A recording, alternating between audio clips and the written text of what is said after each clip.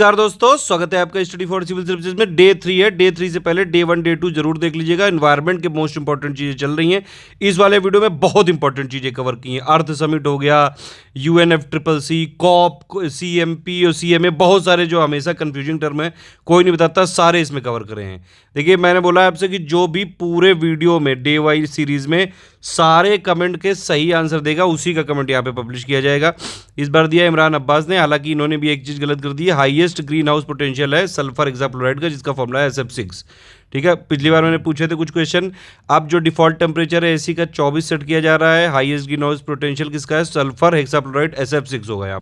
देखिए, green house potential क्या होता है, इसका मतलब सिंपल ये है कि अगर आप सेम मास लें CO2, ठीक है, कार्बन डाइऑक्साइड और प्लस अलग गैसेस का, तो मान लीजिए CO2 जितना ग्लोबल वार्मिंग फैलाएगी, उसी के अगर सेम मास में दूसरी गैसेस मान लो वातावरण में आ गई, तो वो कितना ज़्यादा फैला सकती है। बस ये है, रिलेटिव कंपैरिजन है।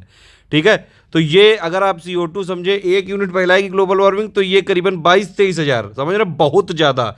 एक तो ये चीज़ होती है कि कितना ग्लोबल वार्मिंग फैलाएगी ये, मतलब कितना ग्लोबल वार्मिंग करेगी, और दूसरा ये भी होता है कितने टाइम तक रहेगी। ठीक है, तो ये SF6 जो है करीबन 3200 सालों तक रहती है, अगर आप CO2 को माने 100 साल।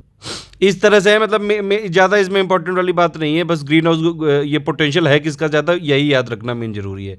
SF6 है, मतलब जल्दी से मैंने बता दिया मेन जो फैक्ट है।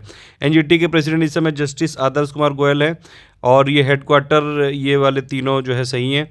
ठीक है, और WE की फेमस रिपोर्ट ये सारी हैं, पढ़ लीजिए आप यहाँ पे। डे 2 में कमेंट पढ़ लीजिएगा। ये क्रोनोलॉजिकली अगर आप देखेंगे, Ramsar convention 1971, project tiger 1973, project elephant 92, NGT 2010 में। ये वाला क्वेश्चन मैंने बताया था, कोई नहीं बता पाएगा, और सही बात कोई नहीं बता पाया। नेशनल इंस्टीट्यूट ऑफ न्यूट्रिशन ये हैदराबाद में, यही है साउदर्न मोस्ट। ये देखिए, ये वाला क्वेश्चन मैंने पूछा था, आप देख सकते हैं। इसका आंसर क्या हो जाएगा? आप देखिए, प्रोजेक्ट जो टाइगर 1900 आपका 73, ये वाला 1992, ये 1971, ये 2010, तो 3124 हो जाएगा। Answer D. ये मैंने पूछा था हेडक्वार्टर इसका सबसे साउदर्न मोस्ट किसका है, तो ये national institute of nutrition Hyderabad. अब देखिए, अर्थ समिट बहुत इंपॉर्टेंट है, ध्यान से समझना। ठीक, इससे पहले वाले जो डेवलपमेंट थे वो मैंने डे 1 डे 2 में क्लियर किए हैं। Stockholm conference, limits to growth, वो सारी चीज़ें बता चुका हूँ मैं। ठीक है, क्लब ऑफ रोम की जो रिपोर्ट थी, वो सारी चीज़ें आप डे 1 डे 2 में जरूर देख लीजिएगा। ये देखिए क्या है, अर्थ समिट एक बहुत बड़ा है। पहली बात तो यही क्वेश्चन आ सकता है कई बार, अर्थ समिट हुआ कब था? ये हुआ था आपका 1992 में। ठीक है, ये किस चीज़ के लिए था? United nation conference on environment and development, यानी कि UNCED। इसी को बोलते हैं अर्थ समिट, इसी को बोलते हैं रियो समिट, इसी को बोलते हैं रियो कॉन्फ्रेंस, यही है। ठीक है, रियो डी जेनेरियो में हुआ था तीन जून से लेके 14 जून 1992 तक। बहुत इंपॉर्टेंट चीज़ है। तो ये किस चीज़ पे हुआ था? पर्यावरण और विकास पर हुआ था ये। ठीक है, देखिए, ये कोल्ड वॉर के रिस्पांस में एक तरह से ये मेजर सबसे बड़ा जो कॉन्फ्रेंस है वो अर्थ समिट हुआ था ये। और अर्थ समिट इसीलिए ये क्रिएट किया गया क्योंकि मतलब जितने भी पूरे दुनिया में जितने देश हैं, उन सबको एक जगह कैसे कोऑपरेट करें वो इंटरनेशनली डेवलपमेंट के इशू पे, और प्लस सस्टेनेबल डेवलपमेंट के इशू में। क्योंकि इससे पहले भी सस्टेनेबल डेवलपमेंट की चर्चा शुरुआत हो चुकी थी। बताइए, सस्टेनेबल डेवलपमेंट वाला वर्ड सबसे पहले किस जो है समिट या किस रिपोर्ट में आया, या फिर किस कॉन्फ्रेंस में आया? जल्दी से कमेंट करके बताइए, सारी चीज़ें बता। तो समझ में आ गई ये अर्थ समिट किस लिए हुआ था भैया? कोल्ड वॉर के बाद ये हुआ, समझ लीजिए। कोल्ड वॉर जब खत्म हो गया, उसके बाद सस्टेनेबल डेवलपमेंट कैसे हो, पूरी दुनिया के सभी देश एक दूसरे से कैसे कोऑपरेट करें एनवायरनमेंट और डेवलपमेंट के इशू पे, इसलिए हुआ अर्थ समिट। अब इसके 2-4 बच्चे, 3 बच्चे थे इसके। ठीक है, 3 बच्चे कौन कौन से? एक था Rio declaration on environment and development, यानी कि पर्यावरण और विकास पर रियो घोषणा। ठीक, दूसरा था एजेंडा 21, तीसरा था फॉरेस्ट प्रिंसिपल। इससे रिलेटेड सारे इंपॉर्टेंट फैक्ट मैंने लिखे हैं, सारा आप देख लीजिएगा लास्ट तक। और एक चीज़ और, लुल्ल बन के नहीं रहना, या तो लाइक करना या डिसलाइक करना है, जैसी आपकी मर्जी। ठीक है, तो इसके 3 जो प्रोडक्ट हैं, अब ये तीनों पूछे जा सकते हैं भैया। मान लो यही पूछ लेंगे कि agenda 21 is a product of, और 4 ऑप्शन दे देंगे।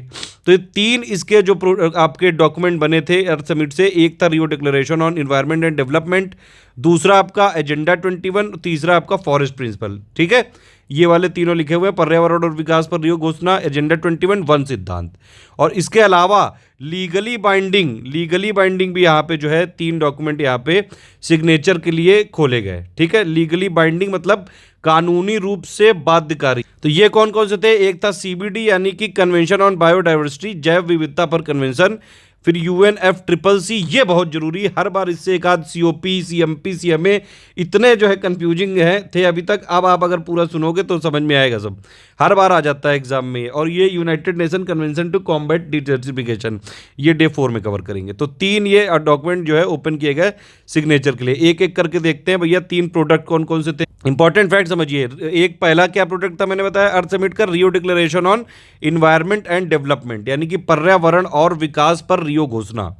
कब ये करी गई? वही मैंने बताया था 1992 में, जो एक शॉर्ट ये बताया था मैंने अभी, अर्थ समिट था, उसी का एक शॉर्ट डॉक्यूमेंट था। 3 बच्चे थे, पहला बच्चा ये है। अब पहला बच्चा जो है Rio declaration on environment and development, इसमें कितने प्रिंसिपल है? 27 प्रिंसिपल। बस यही क्वेश्चन पूछ लेंगे आपसे कि भैया 1992 में एक रियो डिक्लेरेशन आया था, उसमें कितने प्रिंसिपल थे? तो भैया 27 प्रिंसिपल थे।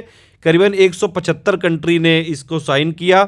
और ये जो है अडॉप्ट किया गया कब से, मतलब ये कब से कब तक हुआ था? 3 से लेकर 14 जून 1992 तक हुआ था। Rio declaration on environment and development, यानी कि पर्यावरण और विकास पर रियो घोषणा। सिंपली ये याद रखना है भैया कि इसके 27 प्रिंसिपल थे और ये 1992 में हुआ। अब फिर इसमें जो बातें बताई गई थी, वही अंतर्राष्ट्रीय समुदाय ने दस्तावेज के सिद्धांतों को लागू करने के लिए 2 बार बैठक की है। एक बार आपकी कब की है? न्यूयॉर्क सिटी में 1997 में, और एक बार 2002 में जोहान्सबर्ग में। ये रियो 1+5 है, ठीक है। रियो का मतलब क्या हो गया? अर्थ समिट। रियो +5 हो गया रियो के 5 साल बाद। रियो +10 मतलब रियो के 10 साल बाद। रियो +20 रियो के 20 साल बाद। ये बड़े इंपॉर्टेंट हैं। कुछ बचाए हैं डे 4 के लिए, बस डे 4 में सारी चीज़ें फिनिश हो जाएंगी। तो पहला बच्चा आपका क्लियर हो गया, जो है ये Rio declaration on environment and development. दूसरा बच्चा कौन है? एजेंडा 21, बहुत इंपॉर्टेंट है। ये बच्चा बहुत शरारती है, हर एग्जाम में आ जाता है कुकू करने। तो इसमें देखिए इंपॉर्टेंट तथ्य क्या है। पहली बात तो ये है कि एजेंडा 21 ये एक गैर बाध्यकारी कार्य योजना है, ये ध्यान रखिएगा। ये नॉन बाइंडिंग एक्शन प्लान है, मतलब ये लीगली बाइंडिंग नहीं है। यही पूछ लेते हैं बस एग्जाम में। तो 4 स्टेटमेंट दे देंगे, एक में लिख देंगे लीगली बाइंडिंग, तो लीगली बाइंडिंग नहीं है। ये दूसरा बच्चा चाहे जितनी कुकू करे, ये कानूनी इसका अधिकार नहीं है, समझ रहे हैं। दूसरी चीज क्या है? एजेंडा किस चीज के लिए चलाया गया था भैया? क्या उद्देश्य था? तो इसका उद्देश्य था भैया 2020 तक वैश्विक स्तर पर सतत विकास हासिल करना, सस्टेनेबल डेवलपमेंट। तो एजेंडा 21 में 21 क्या है? 21वीं सदी, ठीक है। तो 21वीं सदी में अपने पूर्व निर्धारित लक्ष्य के संदर्भ में है ये भी पूछ सकते हैं, ये आया हुआ है क्वेश्चन कई बार। अब इसमें एक चीज़ और है कि ये कब जो है अपनाया गया, समझ लीजिए 1992 में ही, क्योंकि 1992 में ही अर्थ समिट हुई थी, उसी के 3 बच्चे थे। ये दूसरा वाला बच्चा जो ज़्यादा नटखट है, लेकिन ये चाहे जितनी कुकू करे, ये कानूनी रूप से आपको नुकसान नहीं पहुंचा सकता, मतलब कानूनी रूप से बाध्यकारी नहीं है। एक चीज़ और इम्पॉर्टेंट है कि ये जो आपके एजेंडा होगा, ये एक तरह से क्या है? ये कार्य योजना है, ये एक संयुक्त राष्ट्र, अन्य बहुपक्षीय संगठनों और दुनिया भर की सरकारों के लिए कार्य योजना है, जिसे स्थानीय, राष्ट्रीय और वैश्विक स्तर पर निष्पादित किया जा सकता है। मतलब कि ये कहता है कि भैया अपने लोकल वाले बॉडी पे ये एग्जीक्यूट करो, नेशनल पे करो, ग्लोबल लेवल पे करो, समझ रहे बात आप। तो ये एजेंडा 21 पूरे ग्लोबल लेवल की बात करता है, रीजनल लेवल की बात करता है, लोकल लेवल की बात करता है। 21 मतलब 21st सेंचुरी। एक और चीज पूछी जा सकती है आपसे कि ये कितना जो है सेक्शन में बटा हुआ है? 4 सेक्शन में है। 4 इसके जो है आपके वर्ग हैं। आप ये नाम याद रख सकते हैं, एटलीस्ट ये जरूर याद रखिएगा कि 4 सेक्शन है इसके। पहला सोशल एंड इकोनॉमिक डायमेंशन, दूसरा है conservation and management of resources, तीसरा है strengthening the role of major groups, चौथा है मींस ऑफ इम्प्लीमेंटेशन। 4, ठीक।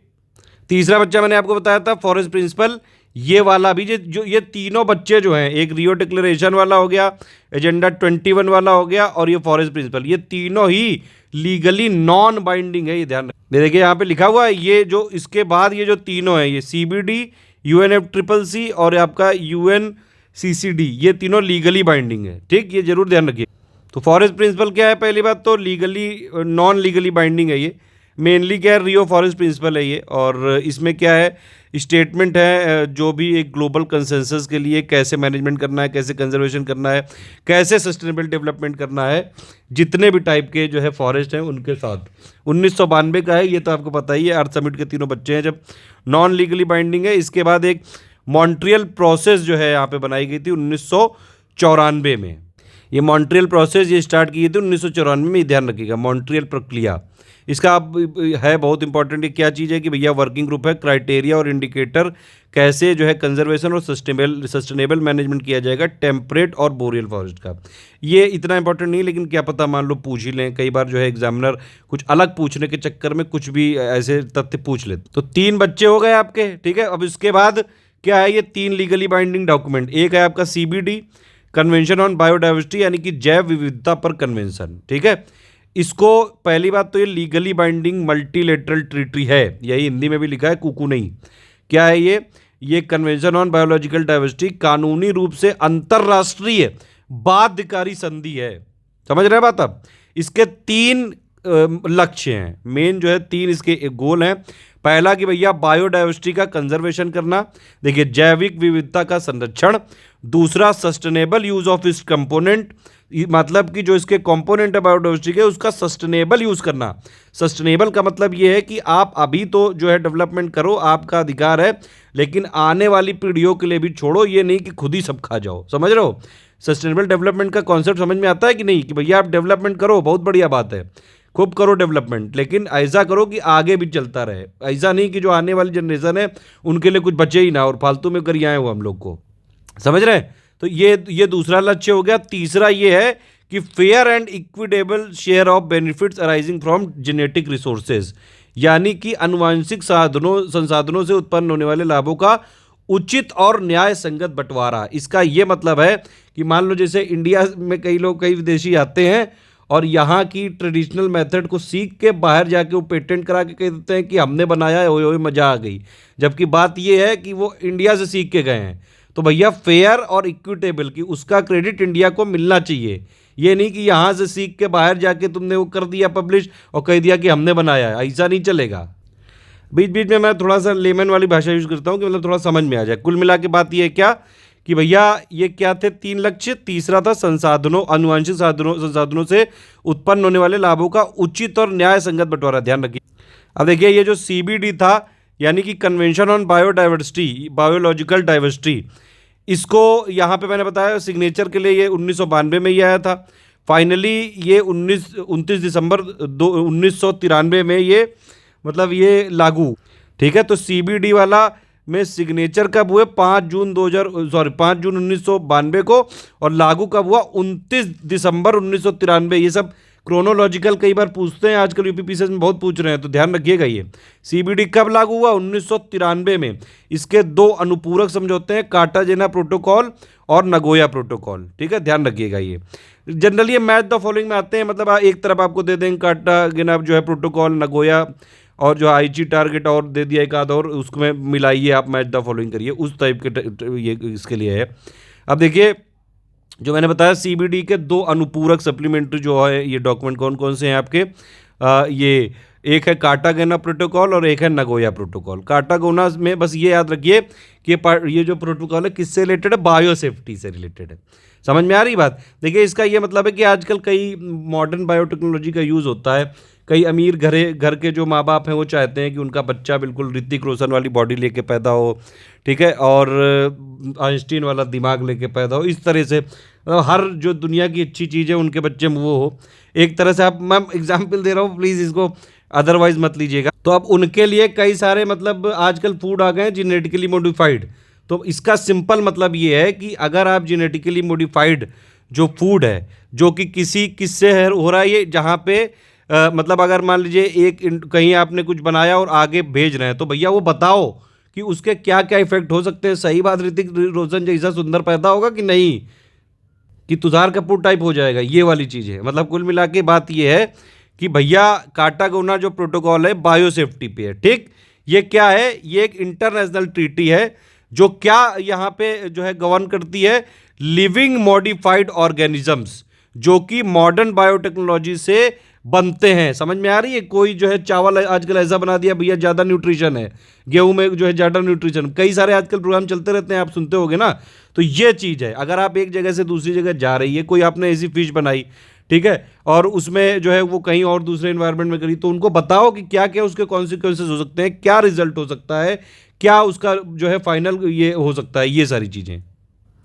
ये समझ में आ गई? मतलब कुल मिला के कार्टागोना प्रोटोकॉल क्या है? बायो सेफ्टी से रिलेटेड है। बस ये कीवर्ड याद रखना है, ये बायो सेफ्टी से रिलेटेड है, यानी कि क्या आप हिंदी वाले क्या याद रख सकते हैं? कार्टागोना जैव सुरक्षा प्रोटोकॉल, ठीक है। और ये किस चीज की इंटरनेशनल ट्रीटी है? Living modified organisms resulting from modern biotechnology from one country to another, ठीक है। इसका क्या मुख्य उद्देश्य है? आधुनिक प्रौद्योगिकी के परिणाम स्वरूप ऐसे सजीव परिवर्तित जीवों का सुरक्षित अंतरण, प्रहस्तरण और उपयोग सुरक्षित करना है, जिसका मानव स्वास्थ्य को देखते हुए जैव विविधता के संरक्षण एवं सतत उपयोग पर प्रतिकूल प्रभाव पड़ सकता है। जेनेटिकली मॉडिफाइड एक जगह फूड बना, दूसरी जगह आपने सप्लाई किया, तो वहाँ के लोगों पे पड़ सकता है कि नहीं प्रतिकूल प्रभाव? तो उसी की सेफ्टी से रिलेटेड है ये कार्टागोना प्रोटोकॉल ऑन बायोसेफ्टी। अगर कुछ गलत एक्सप्लेन करके आऊँ तो बताइएगा जरूर, वैसे मुझे लगता है कि एक लेमन वाली भाषा में ज़्यादा समझ में आता है। अब देखिए, ये कार्टागोना जो प्रोटोकॉल है, ये कब जो है इसको अपनाया गया? 29 जनवरी 2020 को, ठीक है। और लागू कब हुआ? ये 2003 में हुआ, 11 सितंबर 2003 को फाइनली लागू हुआ। ये जरूर ध्यान रखिएगा, ये कार्टागोना वाला कब लागू हुआ? 2003 को। और किससे रिलेटेड है? बायोसेफ्टी और एलएमओ, ठीक है। उसके बाद नगोया प्रोटोकॉल। नगोया प्रोटोकॉल वही मैंने आपको बताया था ना कि अगर इंडिया से मान लो कोई ट्रेडिशनल नॉलेज लेके जाए और बाहर जाके कही था कि नहीं ये तो हमने खोजा है, तो वो वाली चीज़ ना हो भैया। जहाँ से सीख के वो जो है बाप को बापा ही रहने दो, ठीक है, बाप बाप होता है। तो वही वाली चीज़ है कि उनको क्रेडिट दो, अदरवाइज जो है कहीं के नहीं रहोगे। एक तरह से लेमन वाली भाषा वो थी। तो ये क्या है भैया? Nagoya protocol. ये जो है आपका, पहली बात तो इसका पूरा नाम बड़ा लंबा है यार, कि Nagoya protocol on access to genetic resources, ठीक है, and fair and equitable sharing of benefits arising from the utilization to the convention to biodiversity, ठीक है। ये क्या है? पहली बात, सीबीडी का एक सप्लीमेंट्री डॉक्यूमेंट है।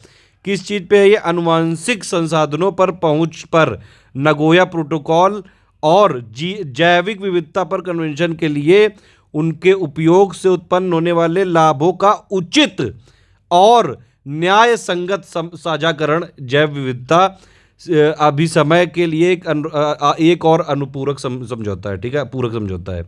तो सीबीडी के दो सप्लीमेंट्री थे, एक हो गया आपका कार्टागोना प्रोटोकॉल ऑन बायोसेफ्टी और एक हो गया नगोया प्रोटोकॉल। नगोया प्रोटोकॉल भी लीगली बाइंडिंग है, ध्यान रखना, अंतरराष्ट्रीय कानूनी रूप से बाध्यकारी है ये, ठीक है। नगोया प्रोटोकॉल ये कब अडॉप्ट किया गया था? 2010 में अडॉप्ट किया गया था, ठीक है। 29 अक्टूबर 2010 में ये अपनाया गया। और लागू कब से हुआ? 12 अक्टूबर 2014 को हुआ। भैया ये ईयर सबके जरूर याद रखना, ठीक है। इसके साथ कुछ और एक आध इंपॉर्टेंट फैक्ट है, कई बार क्वेश्चन आ जाता है। किस साल को ये इंटरनेशनल ईयर ऑफ बायोडाइवर्सिटी कहा जाता है? 2010 को, ध्यान रखिएगा। किस डिकेड को डिक्लेयर किया गया था यूएन डिकेड ऑन बायोडाइवर्सिटी? 2011 से 20 तक, ठीक है। और आईएचई जो बायोडाइवर्सिटी के टारगेट हैं 2010 में, ये नगोया प्रोटोकॉल से ही निकले हुए हैं। ये भी एक चीज़ जरूर ध्यान रखिएगा। ये देखिए लिखा भी हुआ है यहाँ पे कि संयुक्त राष्ट्र ने 2011 से 2020 को ये दिसंबर 2010 में जैव विविधता पर संयुक्त राष्ट्र दशक के रूप में घोषित किया, ठीक है। और 2000, ये थोड़ा इसको जूम कर लेते हैं, ये देखो ये है 2010 में जैव विविधता 2011 से 20 के लिए सम्मेलन की रणनीतिक योजना बनाई गई, जिसमें आईची जैव विविधता लक्ष्य शामिल है। आईची टारगेट भी याद रखना जरूर। अब देखो आईची के जो मोस्ट इंपॉर्टेंट फैक्ट है बस वो मैं बता रहा हूँ, ठीक है, बाकी फालतू कुकू नहीं। यहाँ पे ये सीरीज चल रही है सिर्फ इंपॉर्टेंट चीजें। आईची टारगेट कब अपनाया गया? 2010 में नगोया में। इसके देखिए इसमें पूछा क्या जा सकता है, कितने टारगेट हैं? 20 टारगेट हैं। कितने गोल है? 5 स्ट्रेटेजिक गोल है, ध्यान रखिए। तो ये शॉर्ट टर्म समझ लीजिए एक प्लान था ये, जिसके 20 एम्बिशियस टारगेट थे और इसके 5 स्ट्रेटेजिक गोल थे, ठीक है। और 2010 में ये अपनाया गया नगोया प्रोटोकॉल में। इतना कोई वैसे नहीं पूछेगा ये स्ट्रेटेजिक गोल कौन कौन से हैं, चाहे तो आप पढ़ सकते हैं। इसकी पिक मैंने टेलीग्राम में डाल दी है, जितने भी इसके इंपॉर्टेंट चीज़ें हैं। अगर आप देखिए एक ये टारगेट पूरा करते रहें, लाइक करते रहें, तो मैं डे वाइज वाली पीडीएफ फ्री कर सकता हूँ। 5000 लाइक चाहिए, अगर 5000 लाइक करो तो डे 1 2 3 सब सारी डाल देंगे टेलीग्राम में फ्री में। अदरवाइज फिर भी नहीं भी करोगे तब भी सारी पिक मैंने टेलीग्राम में दी हैं, आप देख सकते हैं। तो आप ये समझ गए कि भैया अर्थ समिट के 3 ये डॉक्यूमेंट थे आपके, ठीक है, और प्लस 3 लीगली बाइंडिंग एग्रीमेंट थे। ये सब समझ में आ गया। अब चलिए यूएनएफ ट्रिपल सी की तरफ चलते हैं। देखिए यूएनएफ ट्रिपल सी में जनरली कॉप 26 वाली कब हुई, ऐसे टाइप के क्वेश्चन आ सकते हैं। सिंपली ये है, मतलब इसमें जो जितनी भी ग्रीन हाउस गैसेज हैं उनका कंसंट्रेशन जो बढ़ता जा रहा है, CO2 के अलावा भी कई सारी ग्रीन हाउस गैसेज हैं, उनसे रिलेटेड है ये पूरा कन्वेंशन। फुल फॉर्म क्या है यूएनएफ ट्रिपल सी का? United nation framework convention on climate change, ठीक है, तो UNFCCC, ठीक, इंटरनेशनल इन्वायरमेंटल ट्रीटी है ये।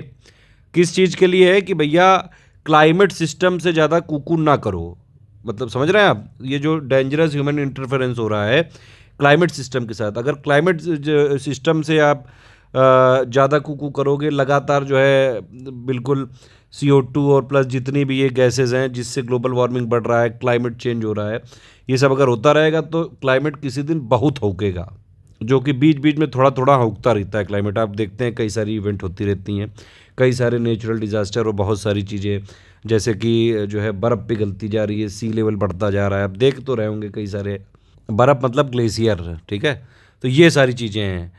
इसके लिए देखिए क्या है, मतलब कुल मिला के जितनी ग्रीन हाउस गैस का कंसनट्रेशन हो चुका है एटलीस्ट उसको स्टेबलाइज करो, लगातार बढ़ाओ मत।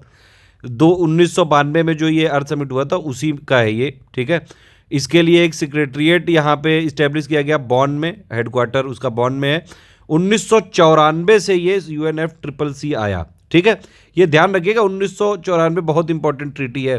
फिर उसके बाद कई सारा जो है ये बोला गया ट्रीटी ने कि भैया साइंटिफिक रिसर्च करो, मीटिंग करो, नेगोशिएशन करते रहो। उसके बाद क्योटो प्रोटोकॉल की बात चालू हुई कि भैया क्योटो प्रोटोकॉल कर दो, कई कुछ मान गए कुछ नहीं माने, तो बड़ा जो है इसमें केस वेस चलते रहे, हालांकि इतनी ज़्यादा सक्सेसफुल नहीं रही वो। डेवलपमेंट जो डेवलप कर चुके हैं अपने आप को, वो कहने लगे कि नहीं यार ऐसा थोड़ी ना है कि सिर्फ डेवलपिंग वालों को सारे राइट हों, अरे हमें भी चाहिए। तो वो मान नहीं रहे हैं, डेवलपिंग वाले कह रहे हैं तुम पूरा जो है पहले पॉल्यूशन फैला चुके हो तो हम क्यों ना फैलाएं। तो बस उसी में बात यहाँ पे चलती रहती है, कॉन्फ्रेंस होती जाती है, मीटिंग इतनी करते जाते हैं, पूरी दुनिया भर के बच्चों के लिए सरदर्दी पैदा करते जाते हैं। इतनी कॉन्फ्रेंस कर चुके हैं, समझ लीजिए आप, अगर कहीं भी जो है एंट्रेंस एग्ज़ाम होते होंगे बड़े कन्फ्यूजन हो जाते हैं इसमें।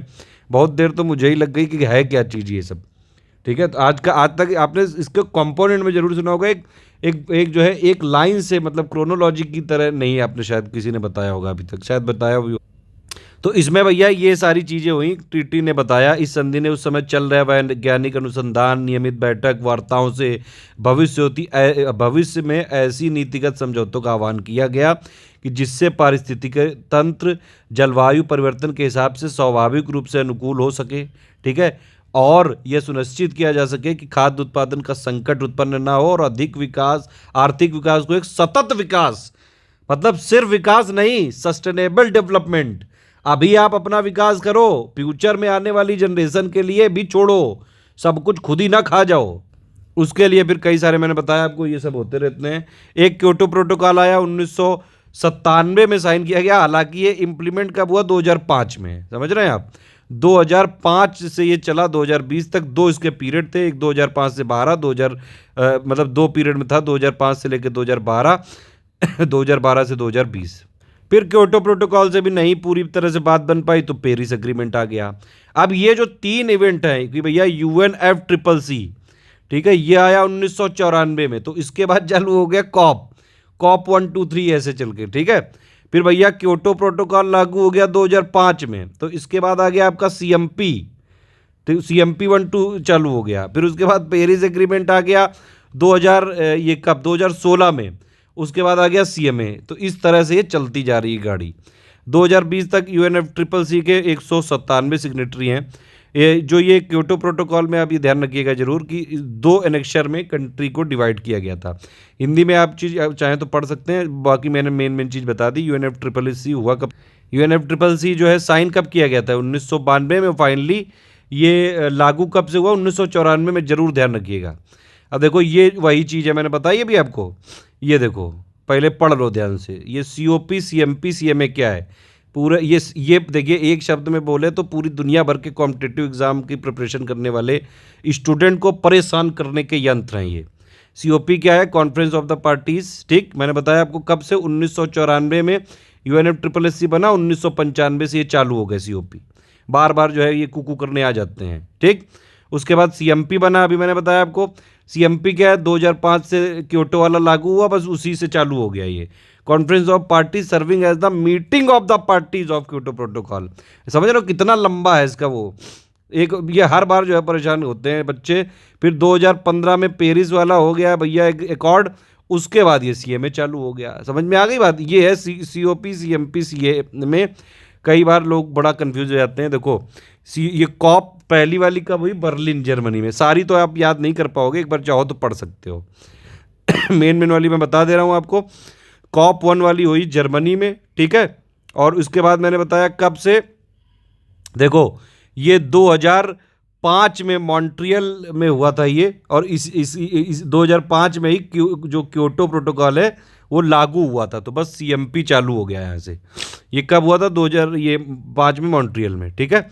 उसके बाद मैंने आपको बताया 2015 में पेरिस वाला हुआ, और उसी से सीएमपी ये सीएमए चालू हो गया उसके बाद से।